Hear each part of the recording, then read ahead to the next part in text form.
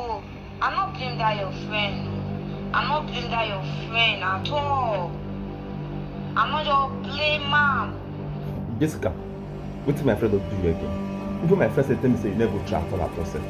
Say you not try.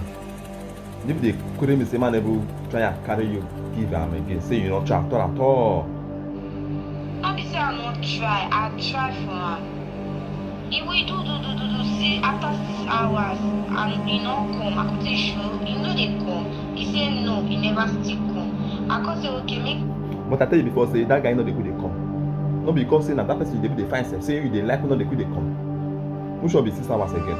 Jessica. Leave married, because just you worry. The other 3 hours so I go now. This guy never still come. Like say make me give her head. For Hookup, they give head. What do they worry you? They give us for Hookup. If you not sabi your work, you go talk say you not sabi your work. They go teach you your work, Ochiko. Jessica, they give it for Hookup. Not tell me whether they give. Why sure they ask whether they give it for Hookup. Jessica, if you not sabi your work, tell say you not sabi your work. They go teach you your work.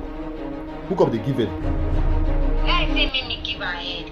Yes, now. For Hookup, they give head. They give it. I could just look up. Sure. Me not just be like say I don't know my work. I don't know it's carry me reach there. You don't know your work. Now I say okay. Now I give her the head. Uh-huh. As I give her the head finish now, he come for my mouth. That will not pay me. Oh. That Okay. your stupid friend. That go pay for my mouth.